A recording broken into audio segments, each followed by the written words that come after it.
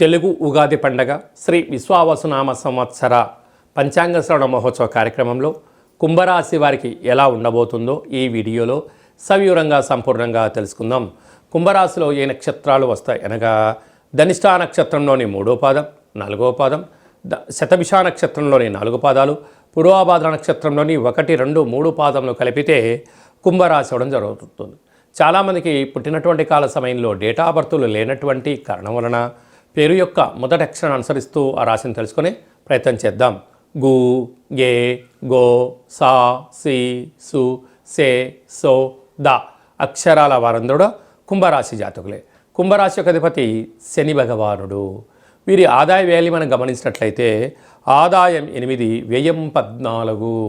అనగా నష్టపోతున్న రాసులలో ఆర్థిక పరిస్థితి అనుకూలంగా లేని రాసుల్లో మరొకటి కుంభరాశి అని చెప్పి గమనించాలి.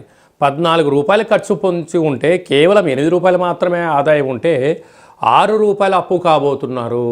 కనుక ఒకవైపు ఏళ్లనాటి శని చివరార్ధ సంచార స్థితిలో ఉన్నప్పుడు అదే కాకుండా ఖర్చులకు కళ్యం వేయగలగాలి, కొంచెం శ్రమించే సమయం పెంచుకోగలగాలి, ఆధ్యాత్మికంగా ఉండాలి అని చెప్పి జ్యోతిర్విజ్ఞానం తెలియచేస్తుంది.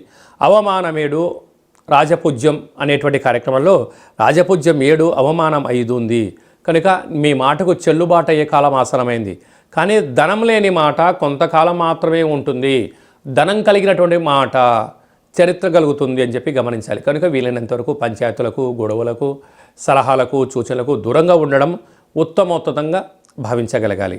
అదే కాకుండా 18 సంవత్సరాల తర్వాత కుంభరాశిలోకి రాహు భగవానుడు, 30 సంవత్సరాల తర్వాత శని భగవానుడు మీనరాశిలోకి, 12 సంవత్సరాల తర్వాత వృషభ రాశిలోకి సంతాన స్థానంలోకి దేవగురు బృహస్పతి, 18 సంవత్సరాల తర్వాత జ్ఞాన మోక్షకారకుడు అష్టమగ్రహకారకుడు కేతు భగవానుడు అష్టమంలోకి ప్రయాణం చేయడం వలన, గ్రహ దోషం అధికంగా ఉండడం వలన, యోగం తక్కువగా ఉండడం వలన ఓర్పు, పట్టుదల, సహనం, సత్ప్రవర్తన, నియమ నిబద్ధత, సూర్య నమస్కారం, దానం అనేటువంటి కార్యక్రమాల్లో మీరు పాల్గొనడం వల్ల మంచి సమయం ఆసనం అవుతుంది. లేకపోతే ధనం పోవడం, పోలీస్ స్టేషన్లు, కోర్టు మెట్లు, ఈతి బాధలు, దీర్ఘకాలికమైన వ్యాధులు, మెంటల్ టెన్షన్తో అధికమైనటువంటి శత్రువులను మూట కట్టుకునే పని అధికంగా ఉంటుంది.